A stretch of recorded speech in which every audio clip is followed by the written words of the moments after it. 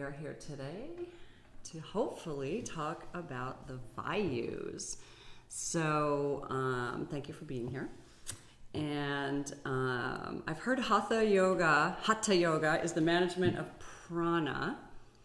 Do you agree with that statement? Hatha Yoga. Not hot yoga. Hatha Yoga. Hatha Yoga.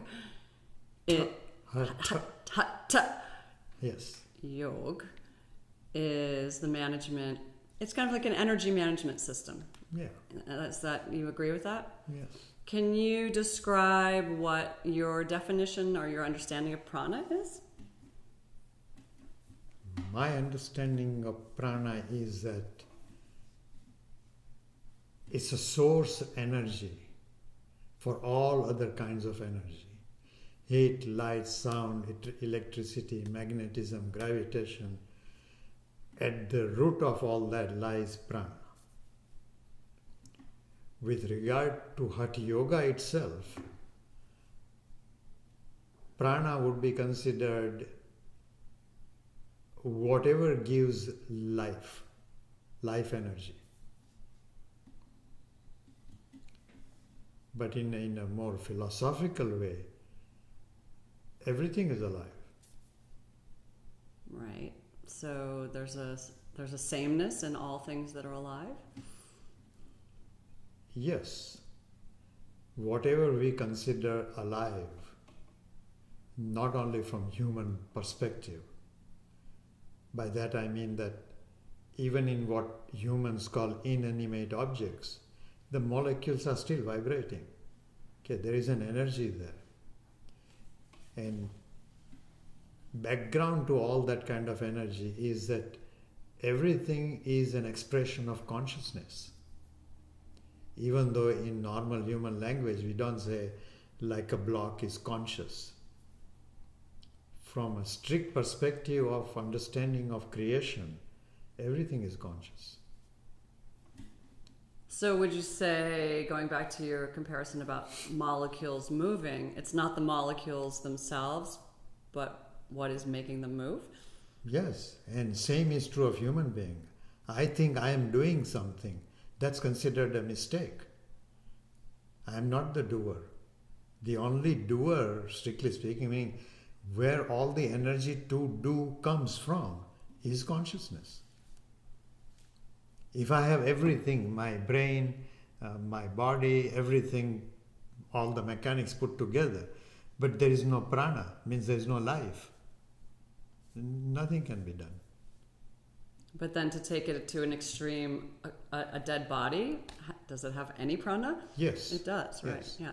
Even from Vayu perspective, of all the Vayus, there is a Vayu I think called Dhananjaya. Okay? Even in a dead body that persists. So you're bringing up the word Vayu, which is what I want to talk to you about today. So can you give us your definition of what a Vayu is? Vayu is simply another term, I believe, for prana. Okay. Prana, in fact, is used like prana vayu. Right. Okay.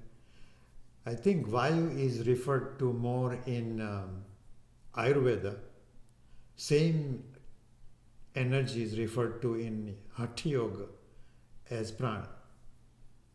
But they are interchangeable. So then the Vayus are breaking down different types of prana. That's what you're saying? Or prana itself has been divided into, Okay.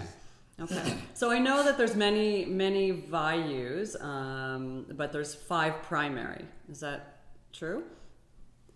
5 primary, I would say prana, because I'm not a practitioner or not an expert in any way on Ayurveda. So I would say 5 main prana and 5 minor prana. Okay, so would you mind giving us your definition of each one of those, starting with pranavayu? I'm not sure I can give definition of each one, but pranavayu essentially is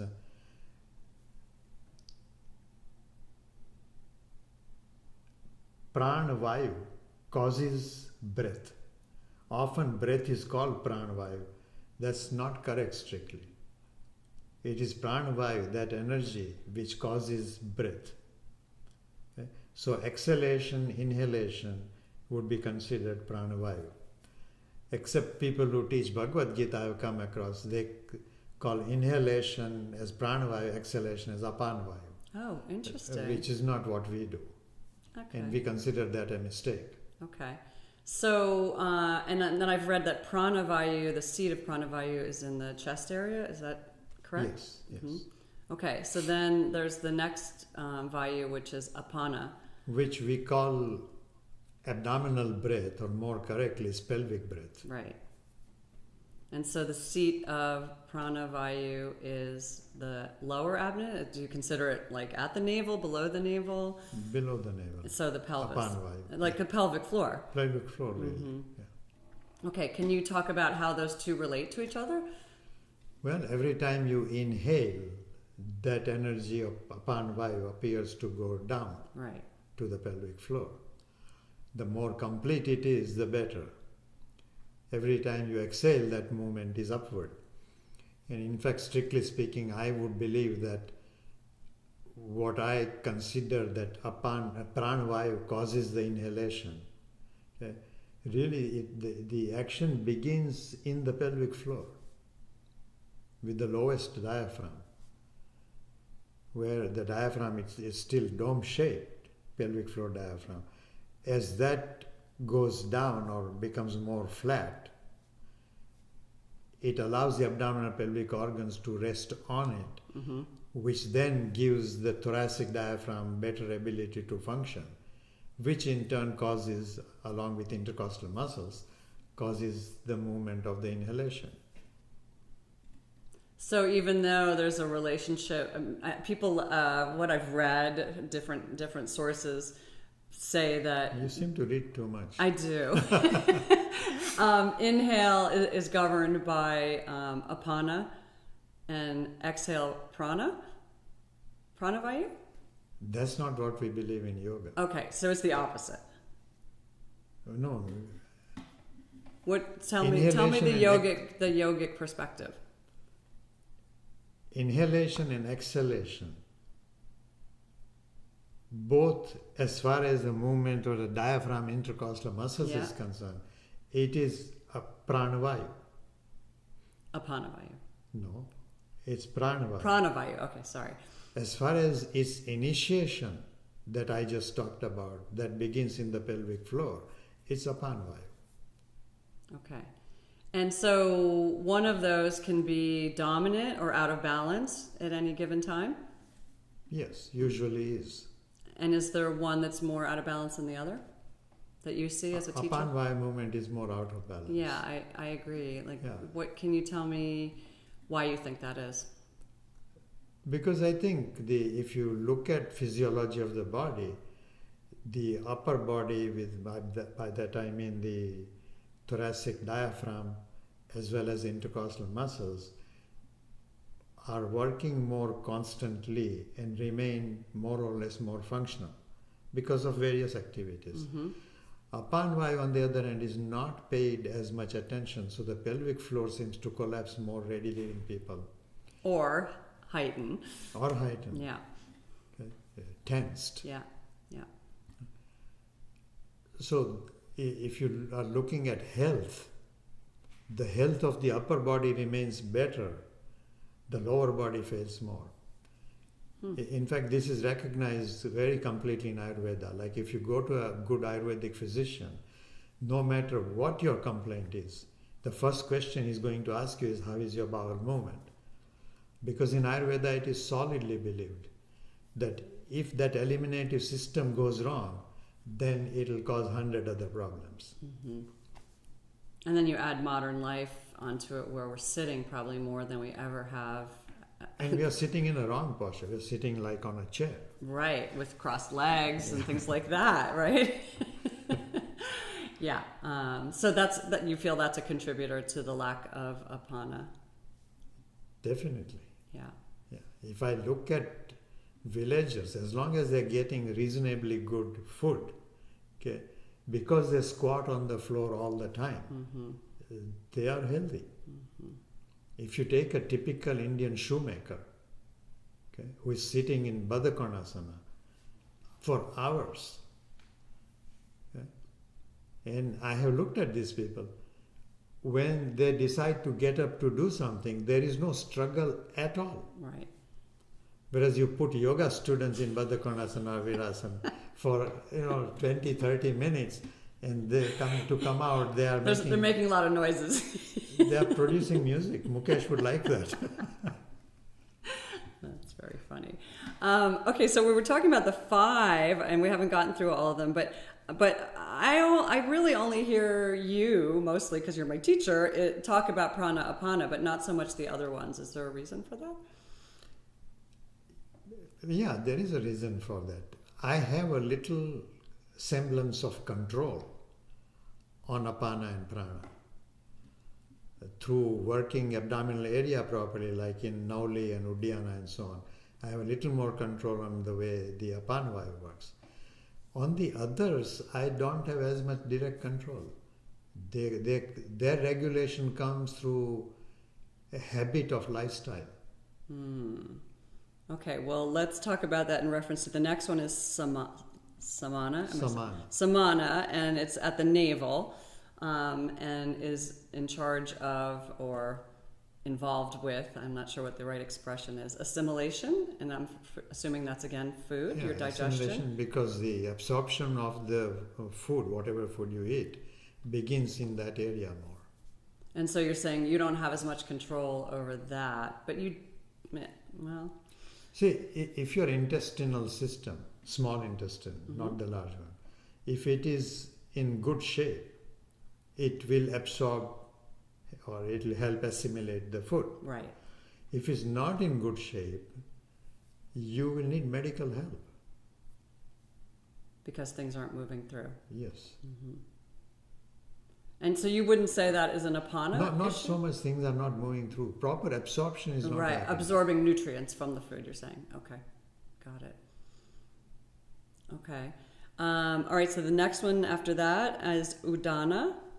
And is that at the throat? That's and what is your understanding of what that helps with expression? Expression, correct. Good way to put it. Generally say that it helps your voice. Okay, but it's not just the voice. It's all expression is helped by that. When you say all expression, though, we verbally express, we use gestures, Not gesture, not the things that are expressed by hands, but your facial muscles. I see. Everything facial and verbal. And even more specific than facial, your sense organs. Okay. If I say something to you that you like, long before your mouth expresses it by a little smile, your eyes will express it. And so you gave an example of what you would feel if samana wasn't working. You're not absorbing nutrients from your food. What would be an example of udana not working so well? A very typical example would be somebody who, no matter what good joke you tell, they never smile. Okay, but people don't die of that, at least right away. They die because it indicates that you don't like life. That dislike creates, at least, brings up things that will make you lose life faster. And think of a typical sad person. Even though they may have justification for being sad, something very sad has happened in their life, but continuing to remain sad is going to deplete life. So that would be emotional expression or non-expression. What about someone who has some kind of ailment or something in this area? Same thing. It'll cause the same problem. I'm sure you know people who, even though they may have a physical ailment, they go about life with some happiness. Yes, absolutely. I'm reminded of an example Felicity Hall gave. One person walked into her class who had no arms. So she looks at him and says, I'm glad that you came to the class. It's fascinating. but I'm not sure what I can do with you. He says, what, you think I can't do downward dog? He takes a bolster, kicks it into the corner of the room, puts his head down, and is doing Adho Mukha Svanasana. Wow. So, in spite of disability, he has enthusiasm and refuses to yield that, I can't do something. Right. I think you might have seen a video of a Chinese lady who has no arms. The way the video starts is she's on a bicycle, okay? Steering the bicycle with her feet, as well as, Yeah. right. She goes, does some shopping, pays for it using her feet, Wow. No, I haven't comes seen home, unlocks the door with Right. her feet, that. Right. prepares a meal, and the husband and I think 1 or 2 children she has, they sit down and she serves them. Oh my God. How is that possible? Exactly. I mean, when I saw it, I said, well, yeah, obviously it's possible. But if somebody asked me, like, can you do that with feet? Even though I'm very proud of the way my feet are, I can't. I can't do anything like that. Okay, and then the last one is Vayana, which governs the whole. Say it again. Vyan. Vyan. And what is your understanding of that? That is the overall being? Yes, all other energies that are derived by various prana expression are then distributed throughout the body. Mm-hmm.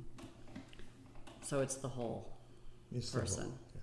Can you quickly tell us prana, the English, more or less, I know some of these are untranslatable accurately, but can we just go through them? So what they mean in English? Prana is energy.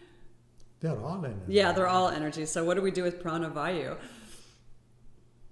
I know it's considered more the upward moving wind or energy, but I don't know if the word... I'm not sure I can come up in English with, Yeah. because even the practice of pranayama, okay, itself is distorted by calling it breath control. Right, right, So yeah. obviously there are no proper words in English to express it. So even though in the yoga tradition we I'll say loosely know that prana is more up and apana is more down, there's no indication of those words meaning that, correct? Yeah. Yeah. And then what is samana? Same? Is there, do you know? I would not know any word in English that would translate that. But it's interesting because samana is assimilation, so you could... But assimilation, not in the sense as that the English word. Right. Like we go back to prana. When you say up movement, okay, it's not really a movement upwards towards the sky. It's an uplifting sensation that it creates. Right.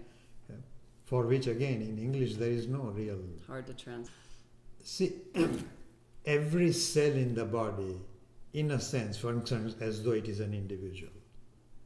Okay? What feeds the energy to that cell? How is the energy that I get through my food and through the air that I breathe in? Okay? How is that distributed to these various cells?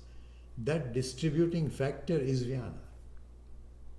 Now again, in English there is no particular term for that. Mm-hmm. Yeah. How does the cells in my finger know that I am supposed to work as a finger? And they don't work like the toes, except for the lady that I described. Right. You're saying that is the overall Every energy. cell, apparently we are told, every cell is replaced every 7 years or Right. so. The new cell that comes in, how does it know what its function is? Okay. That ability to function a particular way, to have the energy to do it, is what is done by Vyana, Vayu or Prana. Mm-hmm.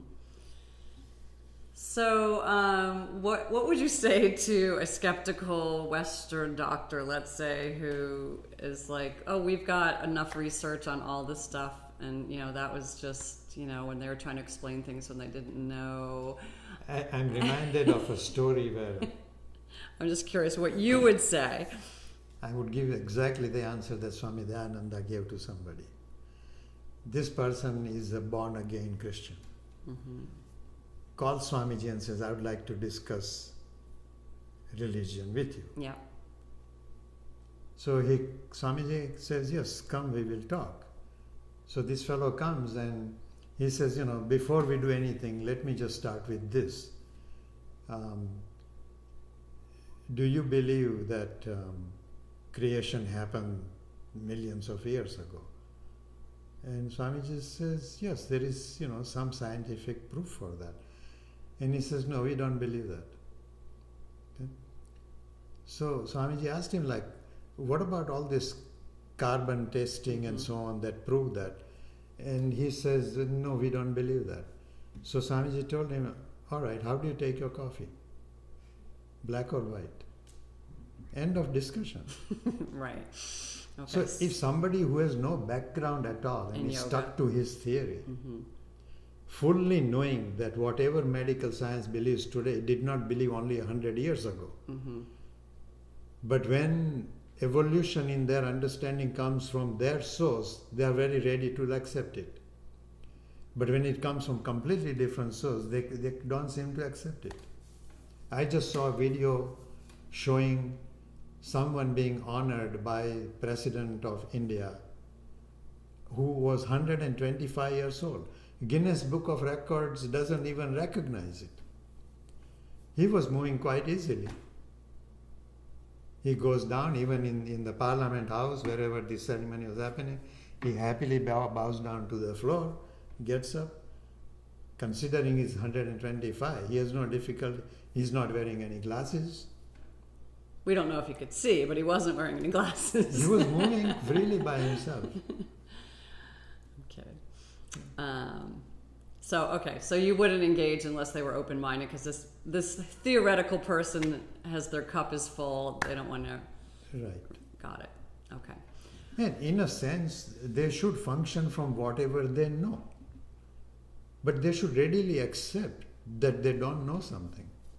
Right. Even when something so-called miraculous is shown to a medical person like that, their response is, oh, interesting. Okay, that sums up everything in their mind. They're dismissing it. Dismissing it. It is interesting. Would you look deeper into it? No. Right. Okay, so my next question is, we've discussed the chakras, and you did an amazing chakra workshop, and people want more. Just throwing that in there. And that's one, you described that as one system that one could use to help you on the path. And then there's the koshas, which we haven't talked about yet, but we will. And that's another system that you could use to help you on the path. Are the Vayus another system that you feel can help you on the path? Yes. Prana. Right. So would it be beneficial for a person to choose, I'm going to work with the chakras, that's my path. I'm going to use the koshas, that's my path. The Vayus, that's my, or do you feel like they're just so interrelated you can't do it that way? You can do it that way, but if a kid comes and says, I want to study nuclear engineering, I would say, no, first go to kindergarten.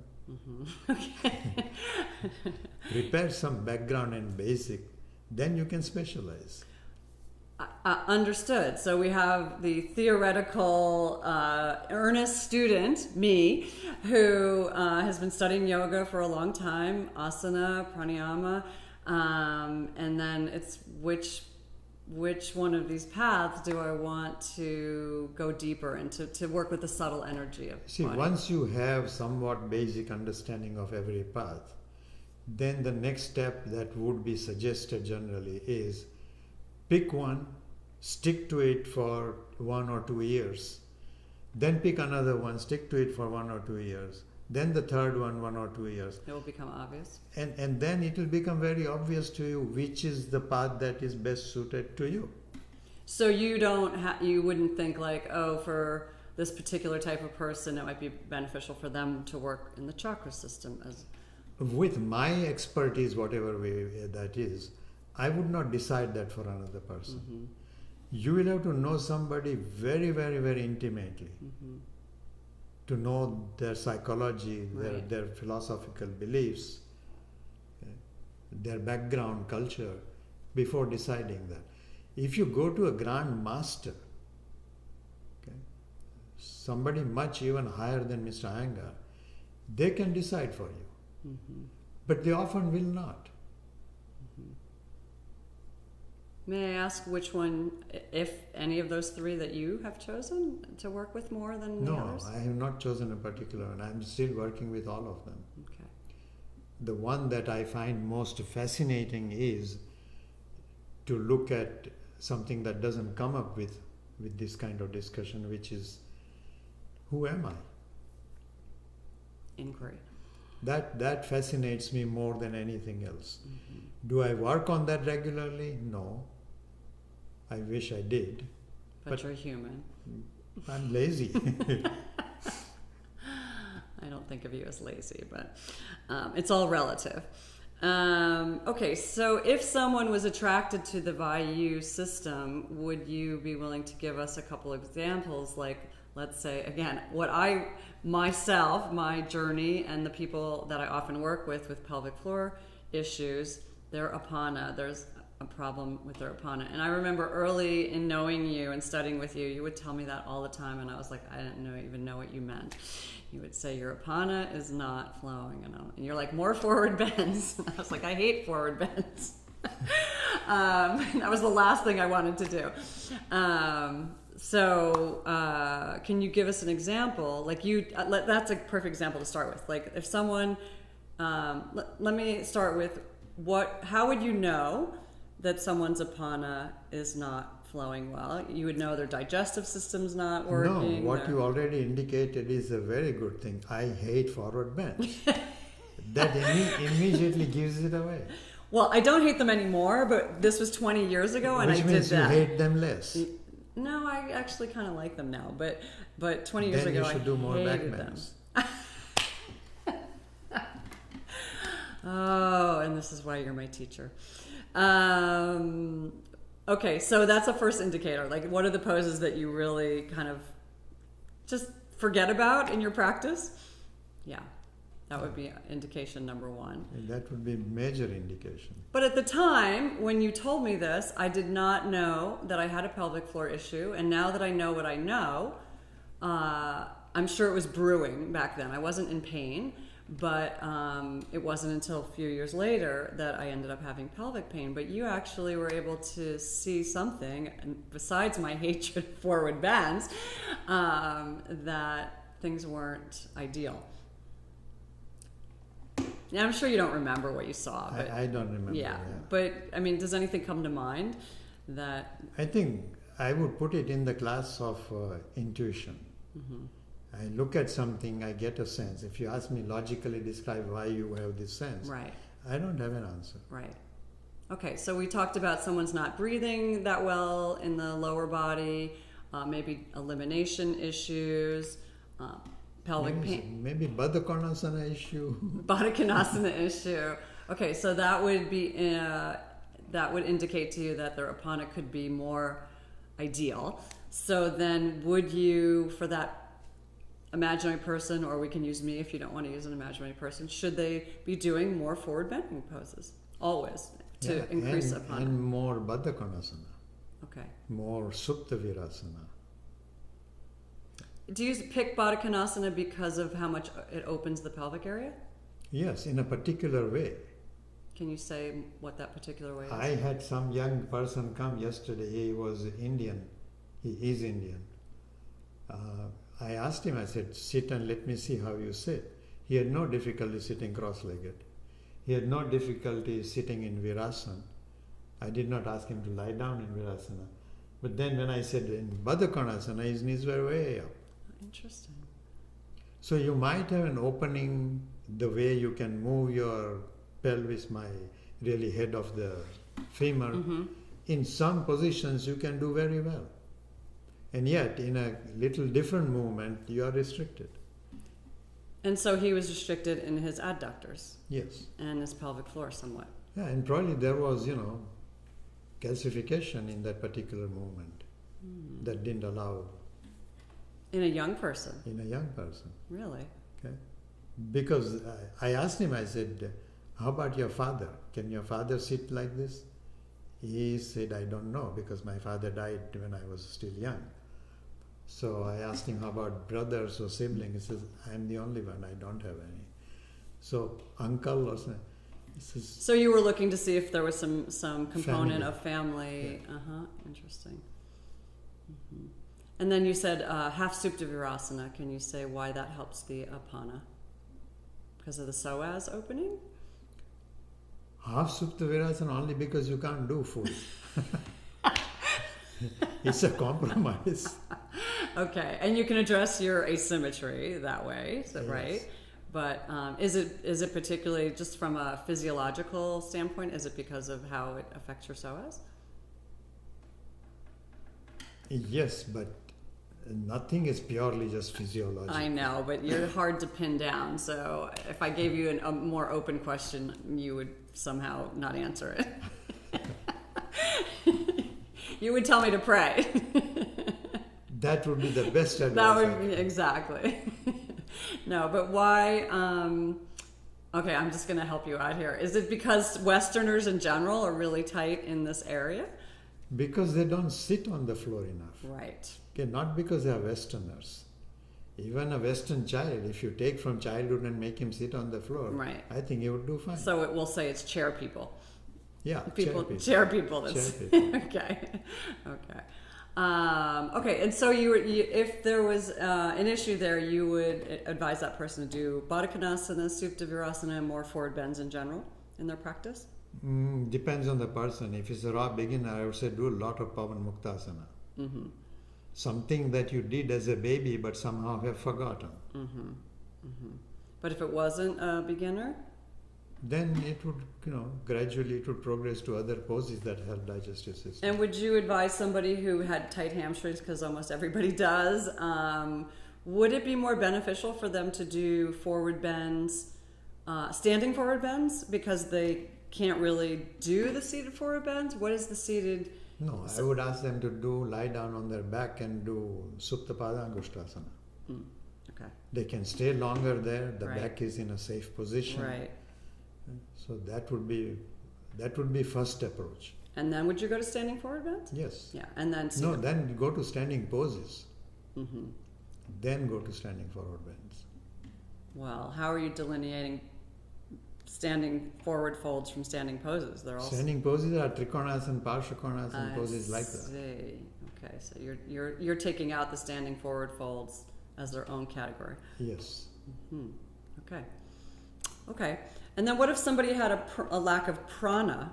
Like you were seeing, like I've seen occasionally people who are breathing here, but not here. It's so unusual, but it happens. Like this is all collapsed, not moving at all, but they're breathing here very kind of shallowly in their belly. Supported back bends. Okay, and staying in those for a long, long, long period. The other thing that kind of person might be advised, depending on the person, is do some cardiovascular work like running and so on. To get this to, Yes. to open. Best cardiovascular work, as far as I'm concerned, as an exercise is Surya Namaskar. Right. Yeah. Begin with a few, as little as 6, and slowly increase the number. But you can't do that to an old person who is You old. can. I teach people. It depends on your definition of old, but my students are a little older, and we use the chair. Their hands are on the chair, so they're stepping forward to lunging, and then they're downward, pulling back to down dog, Okay, up dog. that's very good. I'll commend you for that. You are modifying the classical pose, so that somebody older can It gets them moving and breathing. Which a is little. what Iyengar system essentially does. Right. No other system I know of that uses props. Right. Okay? Iyengar system uses props Right. more than anything else. Right. You can even use the wall to do that. You can use the wall. And make it very minimal, but depending on how the student is. Okay, and then what about samana? Is there any particular category of poses that you would recommend if you saw an imbalance there? Or do prana and apana, they're kind of more primary and you would address those? Those are the ones on which, as I said earlier, I have more control over it. Right. I can do something. So asana, pranayam, not so much, not so helpful there? With other people, like, with samana and udana and so on, Yeah. if there is a problem, I would not suggest an asana so much. I would say, look at your diet. Okay. Yeah. Okay, so let's say a student, I know you don't like theoretical students, but let's say a student is kind of between the very dedicated beginner kind of graduating to a little bit more of an intermediate student, and they're interested in the Vayus, but they are trying to figure out how they feel it more. Do you know what I mean? Like how, it took me a long time to really figure out, oh, I'm not breathing into my pelvic floor at all. Like, that's part of why I'm having problems. Like, it wasn't until someone told me I had a problem that I adjusted my yoga practice to address it. Is there anything you would advise? I would find out what they don't like. Okay. Generally, it is standing poses. Uh-huh.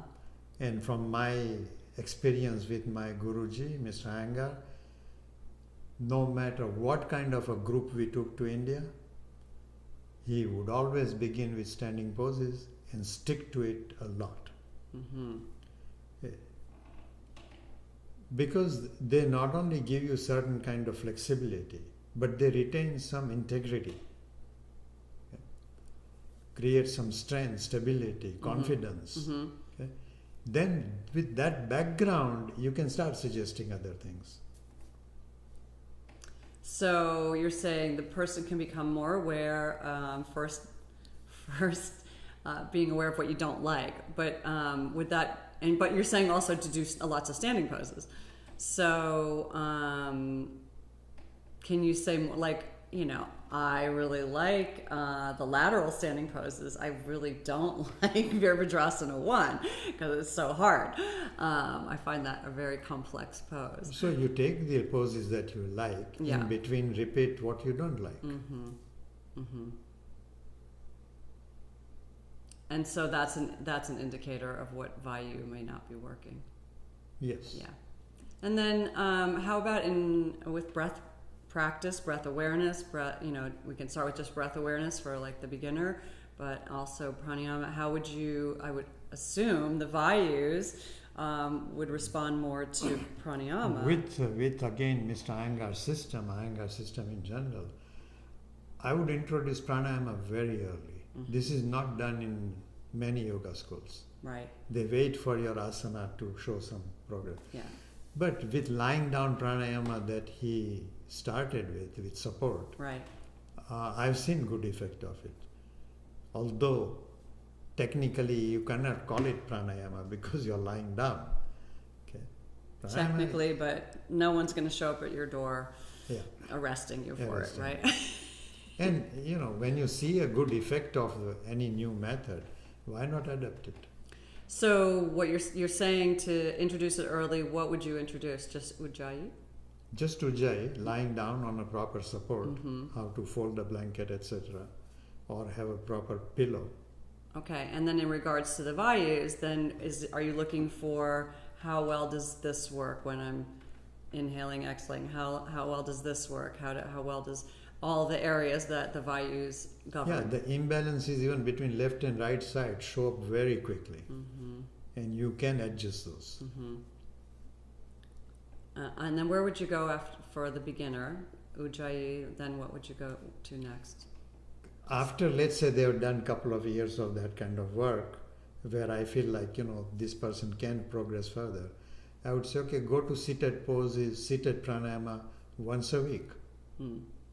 Just Ujjayi again. You're Just changing. You're Ujjayi. changing the pose, but not the breath. Yes. Yeah. Again, depending on what I see, I Yeah. might introduce other pranayama in lying down position. Mm-hmm. Okay. And again, with my experience, what I look back on and I see is that if you ask me like, why for this person you recommended this, I cannot say I found this exact reason why I recommend it. I felt like trying something. When we tried it, if it worked, I stayed with it. If it didn't work, I changed it. So it's the idea of people that are experts in their field. They see things like that the rest of us don't see, and you're not really sure why or how you see it. It is what one may call intuition, Right. Right. which itself is a debatable word, but strictly speaking, there is no such thing as intuition. Mm-hmm. It may not have the steps and the background that I know of, but it comes from some accumulated knowledge. Mm-hmm. Otherwise, everybody will have intuition. Right. Well, everyone does have intuition, but different areas of. There are some political people that have influence that we will not talk about. Exactly. So, why is Vayu translated almost universally as wind? Because the word Vayu does mean wind in the Indian language, okay? But it's more than wind. Mm-hmm. If I'm sitting and there's a nice breeze coming, I can say, "Oh, nice Vayu." But the same term, when specifically applied to these energies, same word is used, but the meaning and context is very different. Very different. It doesn't mean wind. But someone, barely knowing the language, you go and ask an Indian, not talking about yoga at all, and say, "What does Vayu mean?" He'll say wind, for obvious reason. Mm-hmm. But that doesn't mean you can use that meaning in everything. Right. So it's And that plus so much it's not more. only the Indian language. We know very many words in English language. Yeah. Okay. What does the word general mean? General. Yeah. Common.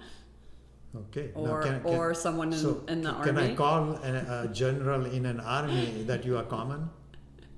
You might get in trouble. Yes. Yeah. Okay. So it's for the convenience of translation. Yes. Yeah. Or lack of sophistication of knowledge. Mm-hmm. Mm-hmm.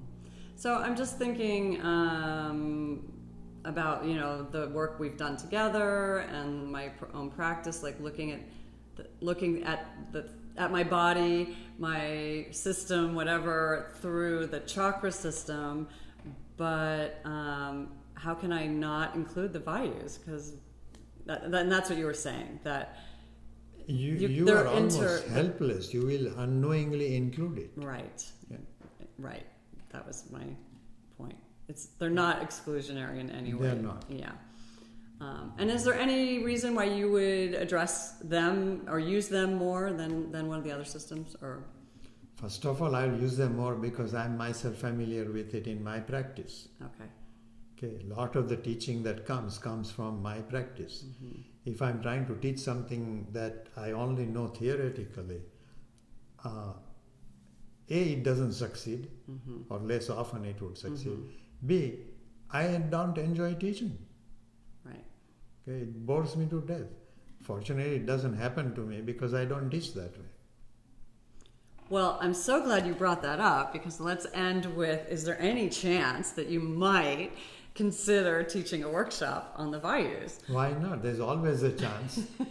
Whether in this incarnation or next, I don't know. Okay. All right. So if I don't catch you in this one, we'll figure out the registration information for you teaching it in the next life. Yeah, that would be very nice, because the guarantee of that would be that you will be there with me in next life. Okay. What more could I want, right, Andrea? And I'm gonna just ask you: is there anything else you'd like to say about the Vayus before we end? Anything for our listeners that would be inspiring, or? It's a very subtle approach. Before you go to subtlety, you don't ignore subtlety. You can't, in fact. Okay? But before you start paying too much attention to the subtlety of it, where you would end up in belief, don't go for that method.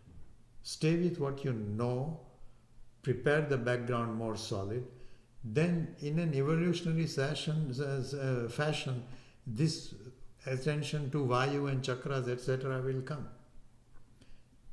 Simply getting theoretical knowledge may help you a little, but it's not a very good way to spend your time. I agree. At the same time, if you get too bogged down in your practice, your more physical practice, and you're not thinking about the stuff to invite it in, you may forget about it, or may not. It's almost kind of backward. Like I was listening to Raman Maharshi yesterday, and his teaching was simply understand silence. The only reason he said he started talking or explaining things is because people could not do it at all. Mm-hmm. But even as he was teaching with using words and language, he kept emphasizing that this will give you an indication of what it is like. But you'll never get, as long as you rely on words and language, you will never get to the peace. What is silence? Okay? Not ordinary silence, but very deep silence, which is obviously not physical. Right. I mean, I wouldn't say silence is the absence of noise. I would say it's the presence of everything. In a certain way, right? Yes, in a certain way, but even that kind of see, in a lot of meditation systems that I have come across, the teacher and the students end up with I am. Okay? And in my experience, I have come to conclude that that is not helpful. Because when you say I am, the I is still left intact. Okay? Whereas there is just the amness. That amness has a silence of a completely different dimension. Mm-hmm. That there's no observer, there's just being. There's no language. Right. We're prisoners of our own language sometimes, yeah. And that amness, to see if one wants to even examine it with language, this amness, that amness, this amness, the monkey amness, the tree amness, these are not different. But it cannot be theoretical knowledge. Okay? A lot of students of Raman Maharshi who were very progressed, much more progressed in this than I am. Okay? But they still were not Raman Maharshi. Right. Because they could not see the same thing in every life form. Belief is not enough. There's got to be clarity of perception that of course it is prana, of course it is consciousness. And how does that relate to the Vayus? It relates to the Vayus in the sense that the reason I work on asana, pranayama, Vayus and all that is ultimately to get to that stage. Mm-hmm. Because to get to that state of silence is not easy, you introduce something else. Meaning, what is in the way? Right. Lack of health is in the way. Right. So introduce this. I see. Okay.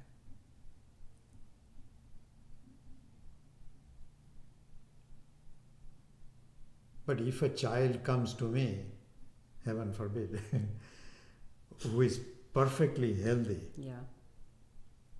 and wants to know about yoga, I would absolutely insist that look at who am I. Good time to do it when you are a child. That person can progress very far. Again, talking of Raman Maharshi, because I only saw it yesterday again, his bodily posture was pretty bad, distorted. Yeah. And yet it didn't bother him in the least. Right. Okay? But if if I imagine even that, suppose he did some yoga practice and this body did not deteriorate, how much more help he would have been Right. to the society. Right. But the fact that, with so much distortion in the body, where obviously the walking even was difficult, there was no expression of pain on his face at all. He had transcended it. Yeah. Yeah. I am not the body was incredibly clear to him. I think that's a great place to end it. We are not the body. We are not the mind. Correct. All right. Just as I'm not my motor car, some people are. All right, we'll end it there, that you're not your motor car. Thank you so much for this discussion.